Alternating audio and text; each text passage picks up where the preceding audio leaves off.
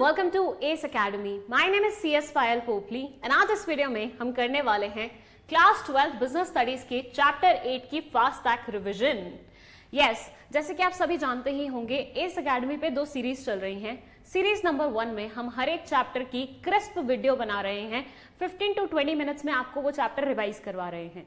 और सीरीज 2 में हम उन्हीं चैप्टर्स के मोस्ट इंपॉर्टेंट क्वेश्चंस कवर कर रहे हैं। आपको बस क्या करना है, बोर्ड से पहले इन दोनों सीरीज के हर एक वीडियो को अच्छे से देख लेना है, सो दैट कम समय में आपकी बहुत अच्छी प्रिपरेशन हो जाए। चलिए, आज फर्स्ट सीरीज के पार्ट 8 की बारी है, जिसमें हमने कवर किया है चैप्टर नंबर 8 कंट्रोलिंग। देखिए, चैप्टर का नाम है कंट्रोलिंग, तो सबसे पहले इसका मतलब समझ लेते हैं। कंट्रोलिंग का मतलब होता है किसी भी चीज को कंट्रोल करना, मतलब अपने बाउंडेशन में रखना, अपने लिमिट्स में रखना। ठीक है, ये हम कैसे रख सकते हैं? ये हम ऐसे रख सकते हैं कि हम देख सकते हैं कि जो काम हो रहा है क्या वो हमारे मन के मुताबिक हो रहा है कि नहीं हो रहा है। अगर नहीं हो रहा है तो करेक्टिव स्टेप्स लेके हम उसे अपने मन के मुताबिक कर सकते हैं, अपने कंट्रोल में रख सकते हैं।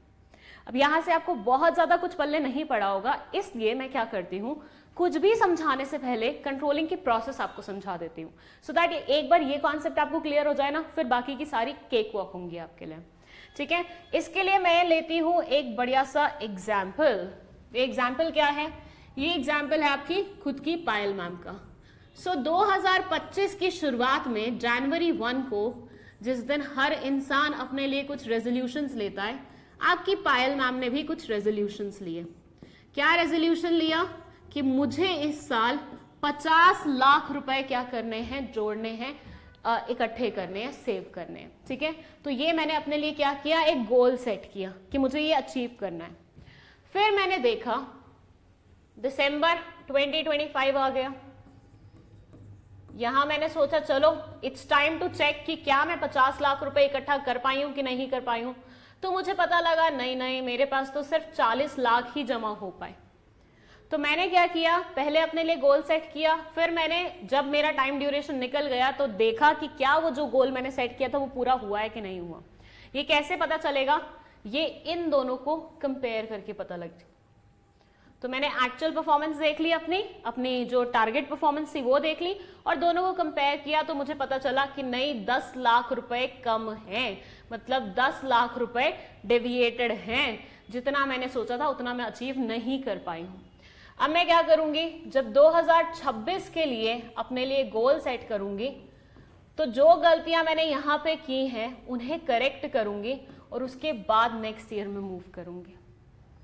तो क्या हो रहा है यहाँ पे, यहाँ मैं अपने लिए गोल सेट कर रही हूँ, अपनी परफॉर्मेंस कर रही हूँ, फिर अपनी परफॉर्मेंस देख रही हूँ, फिर अपनी परफॉर्मेंस को अपने गोल के साथ कंपेयर कर रही हूँ, और उसके बाद जो भी गलतियां या जो भी डेविएशन निकल रहे हैं उनको करेक्ट कर रही हूँ, और उसके बाद अगले साल इसी सब चीज से पूरा ज्ञान लेके, पूरी समझ लेके अगले साल के लिए स्टैंडर्ड सेट कर रही हूँ, अगले साल के लिए गोल सेट कर रही हूँ। ये जो पूरी प्रोसेस है ना, इसी को हम बोलते हैं कंट्रोलिंग प्रोसेस। मैंने अपने लिए कुछ गोल सेट किया, फिर मैंने अपनी परफॉर्मेंस देखी, जब मुझे लगा मेरी परफॉर्मेंस मेरी लिमिट्स के अंदर नहीं है, जो मैंने सोचा था वैसी नहीं है, तो मैंने उसको ठीक करने के लिए अपने करेक्टिव मेजर्स लिए, और उसके बाद ठीक करने के बाद मैंने अगले साल के लिए इन सब चीज़ों को ध्यान में रखते हुए नेक्स्ट टाइम की गोल सेट करी। अब यहाँ वापस आ जाते हैं। यहाँ आप देखेंगे प्रोसेस में सेटिंग परफॉर्मेंस स्टैंडर्ड, मतलब सबसे पहले स्टैंडर्ड सेट करो कि आपको क्या अचीव करना है। 50 लाख रुपए अचीव करने थे। उसके बाद measurement of actual performance, actual performance कितनी हुई, 40 लाख रुपए की हुई। दोनों को कंपेयर किया, क्या आया, 10 लाख का बीच में डेविएशन आया। उस डेविएशन को एनालाइज किया कि वो क्यों आया है, कैसे आया है, उसे ठीक कैसे किया जा सकता है, और उसके बाद उसके लिए करेक्टिव एक्शंस लिए, मतलब जो भी मेरे से बन पाया वो सारा मैंने किया अपने एंड से। ठीक है, तो ये होती है कंट्रोलिंग प्रोसेस। हर ऑर्गेनाइजेशन अपने लिए कुछ टारगेट सेट करता है, फिर अपनी परफॉर्मेंस देखता है जो टारगेट उसने सेट किए थे वो अचीव कर पाया कि नहीं कर पाया। अगर कर लेता है तो बहुत बढ़िया बात है, नहीं कर पाता तो वो डेविएशंस का रीजन फाइंड करता है कि क्यों डेविएशन आई है। डेविएशन का मतलब होता है आपके गोल से हटके आपने कैसा परफॉर्म किया है। ठीक है, तो जैसे 40 लाख किया इंस्टेड ऑफ 50 लाख रुपए, तो ये 10 लाख की क्या होगी, डेविएशन होगी, मतलब ये हटक गया है। ठीक है, और उसके बाद उसको करेक्ट करने के लिए अगर कुछ करेक्टिव स्टेप्स ले सकते हैं तो लीजिए, अदरवाइज नेक्स्ट साल के लिए just remember all these points. ठीक है, आपको एक चीज और बता दूं, मैनेजमेंट फंक्शंस में कंट्रोलिंग हमारा सबसे लास्ट में आता है। मैनेजमेंट कहाँ से शुरू होता है? प्लानिंग से, organising, staffing, directing and controlling. तो कंट्रोलिंग काइंड ऑफ मैनेजमेंट का लास्ट फंक्शन है, लेकिन इस पे मैनेजमेंट खत्म नहीं होती है। वंस दिस इज डन, दूसरे टाइम की प्लानिंग शुरू हो जाती है। रीजन बीइंग मैनेजमेंट क्या है? कंटिन्यूअस प्रोसेस है। तो कंट्रोलिंग से सबक लेके हम अगले साल की प्लानिंग करते हैं। ये लाइन मैं इसलिए ज्यादा फोकस से बोल रही हूँ, रीजन बीइंग कुछ पॉइंट्स ऐसे आने वाले हैं जो इस लाइन से रिलेट करेंगे। अब हम आ जाते हैं इसके नेचर पे। नेचर में ये बोलते हैं it is goal oriented. Management का हर फंक्शन ही गोल ओरिएंटेड है। It is one simple point जो आप हर फंक्शन में लिख सकते हो, चाहे वो ऑर्गेनाइजिंग हो, स्टाफिंग हो, डायरेक्टिंग हो, सब। क्योंकि मैनेजमेंट खुद ही अपने आप में गोल ओरिएंटेड है ना। मैनेजमेंट किया क्यों जाता है? ताकि गोल्स को अचीव किया जा सके, और मैनेजमेंट हमेशा गोल को ध्यान में रखते हुए करता है। तो मैनेजमेंट के फंक्शंस, मैनेजमेंट के जो स्टेप्स होते हैं, वो भी तो हम गोल को ध्यान में रखते हुए ही करेंगे ना। सो मैनेजमेंट क्या है? गोल ओरिएंटेड प्रोसेस है। सेकेंड है परवेसिव फंक्शन। ये बोलते हैं ऐसा नहीं है कि हॉस्पिटल है तो उसको कंट्रोलिंग करनी पड़ेगी, स्कूल है तो उसको कंट्रोलिंग नहीं करनी पड़ेगी। नहीं, हॉस्पिटल है, स्कूल है, फर्स्ट लेवल की मैनेजमेंट है, सेकंड लेवल की मैनेजमेंट है, थर्ड लेवल की मैनेजमेंट है, यूएसए की कंपनी है, इंडिया की कंपनी है, हर जगह ही कंट्रोलिंग चलेगी। तो controlling is a pervasive thing. Controlling क्या है? परवेसिव फंक्शन है। देन एक कंटिन्यूअस प्रोसेस। ये एक ऐसा फंक्शन है जो रुकता नहीं है, चलता रहता है। जैसे मैंने आपको बताया, वो कंप्लीट हुआ, फिर दोबारा से शुरू हो जाएगा, फिर दोबारा से शुरू हो जाएगा। एक टास्क कंप्लीट हुआ, दूसरे का शुरू हो जाएगा। तो ये रुकेगा नहीं, चलता रहेगा, just like management. Controlling is both a backward looking as well as a forward looking function. अब इसको मैं थोड़ा अच्छे से एक्सप्लेन करती हूँ आप लोगों को, ऐसा क्यों बोला गया है। देखिए, कंट्रोलिंग में हम क्या करते हैं? कंट्रोलिंग में हम हमारी एक्चुअल परफॉर्मेंस को स्टैंडर्ड परफॉर्मेंस से कंपेयर करते हैं। जो गोल हमने सेट किया था वो, और जो हमने अचीव किया है, उन दोनों को कंपेयर करते हैं। अब ये करने के लिए हमें क्या करना पड़ेगा? थोड़ा सा पास्ट में देखना पड़ेगा ना, कि हमने स्टैंडर्ड क्या सेट किए थे, गोल क्या सेट किए थे। तो पास्ट में देखना पड़ा, राइट?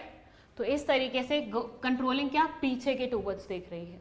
बट वहीं पे यहां से जो सबक लिए हमने, वो हमने नेक्स्ट टाइम की प्लानिंग में लगाए। भाई जो जो चीजें हमने सीखी, अगर मान लो हमने अपने लिए टारगेट बहुत हाई सेट कर दिए थे, 50 लाख रुपए में इन एनी केस पूरे साल में सेव नहीं कर पाती, मैंने अपने लिए टारगेट बहुत ज्यादा हाई सेट कर दिया था।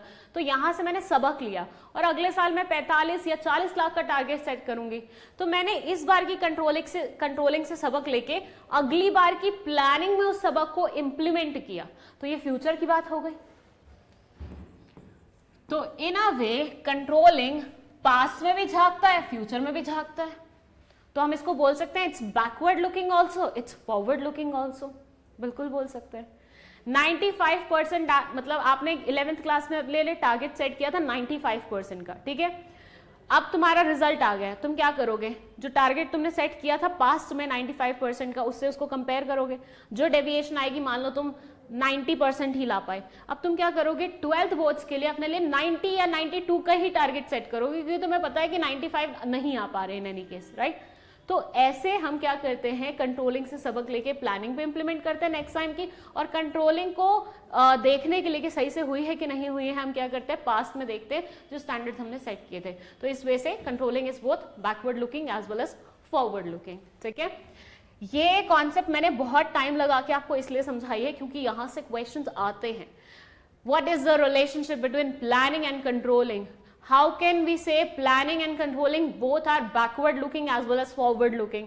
तो उस टाइम पे यही जवाब आपको देना पड़ेगा जो कॉन्सेप्ट मैंने आपको समझाई है, ठीक है।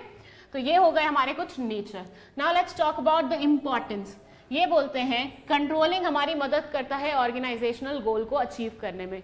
इंडीड कंट्रोलिंग किया ही क्यों जाता, ताकि गोल्स को अचीव किया जा सके। तो ये हमारी मदद तो करेगा ही करेगा गोल्स को अचीव करने के लिए। Judging accuracy of standards, controlling से पता चल जाता है कि जो स्टैंडर्ड हम हमारे लिए सेट कर रहे हैं वो सही है भी कि नहीं है। मैंने अपने लिए स्टैंडर्ड सेट कर दिया, मैं 2 करोड़ रुपए सेव करूंगी इस साल। भाई मेरे 40 लाख भी ना बने तो मतलब मैंने स्टैंडर्ड बहुत ही ज्यादा हाई सेट कर रखा था, मतलब मेरा स्टैंडर्ड गलत सेट किया हुआ था, मुझे पता लग गया कंट्रोलिंग से। तो कंट्रोलिंग से आपको पता चल जाता है कि जो गोल्स आप अपने लिए सेट कर रहे हो, जो स्टैंडर्ड्स आप अपने लिए सेट कर रहे हो, क्या वो सही है भी कि नहीं है, ठीक है। देन है making efficient use of resources, resources का एफिशिएंट यूज करना भी कंट्रोलिंग ही सिखाती है हमें, क्योंकि ये बताती है कि तुमने डेविएशन करी तो कहाँ करी, वेस्टेज कहाँ हुई, कहाँ तुमने गलती कर दी, तो ये थोड़ा सा आपको एफिशिएंट बनाती है, ज्यादा सक्षम बनाती है। इम्प्रूविंग एम्प्लॉय मोटिवेशन, कंट्रोलिंग से काइंड ऑफ एम्प्लॉयज का मोरल बूस्ट होता है, थोड़ा सा उनके अंदर मोटिवेशन आता है। रीजन बीइंग उनको पता चलता रहता है ना कि जो परफॉर्मेंस वो दे रहे हैं क्या वो मैच कर रही है स्टैंडर्ड से कि नहीं कर रही है। जब आपके पास ऐसा टेस्टिंग पीरियड हो तो आप थोड़ा सा कहीं ना कहीं इंप्रूव करते हो, अपना बेटर देने की कोशिश करते हो। Ensuring order and discipline, controlling से सबको पता चल जाता है कि ऑर्गेनाइजेशन में क्या चल रहा है। तो अगर ऑर्गेनाइजेशन बहुत ही इनडिसिप्लिन वे में चल रही होगी तो कंट्रोलिंग बहुत ही बेकार रिजल्ट देगा। कंट्रोलिंग अच्छा रिजल्ट दे रहा है मतलब हर एक चीज ऑर्गेनाइजेशन में डिसिप्लिन वे में चल रही है, और कंट्रोलिंग अच्छा रिजल्ट दे उसके लिए जरूरी भी है कि हर एक चीज ऑर्डर और डिसिप्लिन में चले। तो एवरीबडी मेक श्योर कि कंट्रोलिंग अच्छा रिजल्ट दे, इसलिए वो डिसिप्लिन में रहते भी हैं। Facilitating coordination and action, controlling एक एंड रिजल्ट है जो कि आपका परफॉर्मेंस एनालाइज करता है, उसके लिए सारे डिपार्टमेंट्स को, सारी चीजों को एक साथ आगे कोऑर्डिनेशन में काम करना पड़ता है, तभी रिजल्ट तक बात पहुंच पाती है। ठीक है, तो इंपॉर्टेंस हो गई है कंट्रोलिंग की। Now let's talk about the most important question from this particular chapter, planning and controlling का रिलेशनशिप क्या होता है। मैंने अभी आपको समझाया ना कि प्लानिंग कंट्रोलिंग फॉरवर्ड लुकिंग कैसे है, क्योंकि कंट्रोलिंग में जो सबक हम सीखते हैं वो सारे हम कहाँ इंप्लीमेंट करते हैं, नेक्स्ट टाइम की प्लानिंग में करते हैं। और वहीं पे अगर मैं आपको बताऊं तो यही है ना, यही स्लाइड थी ना, या यही ये वाली चीज तो आपको समझ में आ गई कि प्लानिंग नेक्स्ट टाइम की कंट्रोलिंग के बेसिस पे होती है, लेकिन कंट्रोलिंग के लिए हम स्टैंडर्ड्स जो हमने सेट किए थे उनको याद में रखते हैं। तो ये स्टैंडर्ड हम कहाँ सेट करते हैं, कंट्रोलिंग में अलग से थोड़ी ना करते हैं, प्लानिंग में करते हैं। रिमेंबर हमने जब प्लानिंग चैप्टर पढ़ा था तो हमने बोला था फर्स्ट स्टेप में ही हम हमारे लिए गोल सेट करेंगे, तो हमने ये प्लानिंग में ही तो सेट किया था। तो ये भी प्लानिंग का पार्ट, ये भी प्लानिंग का पार्ट, ये पुरानी प्लानिंग का पार्ट है, ये नेक्स्ट प्लानिंग का पार्ट है। तो इन अ वे कंट्रोलिंग दोनों का बीच का आ जाता है, मतलब दोनों के बीच में आ जाता है। पुराने उससे भी ये इन्फ्लुएंस होगा और नई उससे भी ये इन्फ्लुएंस होगा, या आई शुड से नई वाली इससे इन्फ्लुएंस होगी। ठीक है, कंट्रोलिंग इज ब्लाइंड और एमलेस विदाउट प्लानिंग, ये बोलते हैं कंट्रोलिंग किसी काम का नहीं है अगर प्लानिंग नहीं होगी। भाई आप स्टैंडर्ड नहीं सेट करोगे तो आप अपनी एक्चुअल परफॉर्मेंस को स्टैंडर्ड से मैच कैसे करोगे, आप अपने लिए टारगेट सेट नहीं करोगे तो आप अपनी एक्चुअल परफॉर्मेंस को कंपेयर किससे करोगे, तो ये प्लानिंग के बिना अधूरा है। Planning without controlling is meaningless और यूजलेस, ये इसी का उल्टा पॉइंट है कि अगर आपने कंट्रोलिंग नहीं की, आपने देखा ही नहीं कि आप कहाँ स्टैंड करते हो, तो बार बार टारगेट सेट करने का मतलब क्या बनेगा। ये दोनों हैंड इन हैंड चलते हैं ना, टारगेट सेट करेंगे एक्चुअल परफॉर्मेंस देखेंगे, टारगेट सेट करेंगे एक्चुअल परफॉर्मेंस देखेंगे। टारगेट सेट नहीं होगा, एक्चुअल परफॉर्मेंस किसके साथ देखेंगे, एक्चुअल परफॉर्मेंस नहीं हुई, टारगेट किसके लिए सेट करेंगे। तो ये दोनों एक दूसरे के बिना अधूरे हैं। Planning is prescriptive, controlling is evaluative. Planning में आप प्रिस्क्राइब करते हो क्या करना है, कैसे करना है, क्या नहीं करना है, और कंट्रोलिंग में आप इवैल्यूएट करते हो कि आपने जो किया वो सही था कि नहीं था। Planning and controlling both are forward looking as well as backward looking, इसका यही मतलब है जो मैंने अभी आपको स्लाइड में समझाया है। कंट्रोलिंग का मैंने समझा दिया, बैकवर्ड लुकिंग, फॉरवर्ड लुकिंग।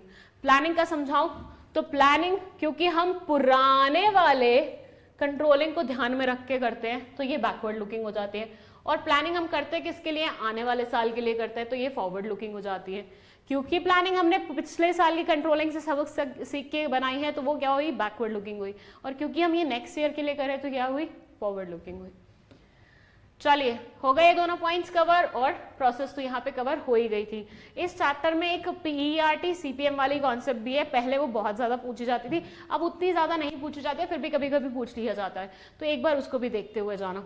इसके अलावा डेविएशंस को एनालाइज करना और कैसे करेक्ट किया जा सकता है उससे भी कई बार क्वेश्चंस आते हैं, तो वो भी एक बार कॉन्सेप्ट पूरी देख लेना। ठीक है, इस चैप्टर में बस इतना ही। आई होप ये पूरा चैप्टर आपको बहुत अच्छे तरीके से रिवाइज हो गया है। Now let's meet in the next video जिसमें इस चैप्टर के क्वेश्चन आंसर्स होंगे, मतलब मोस्ट इंपॉर्टेंट क्वेश्चंस होंगे। ठीक है, तब तक के लिए थैंक यू सो मच, आराम से बैठ के अपनी प्रिपरेशन कीजिए। ठीक है।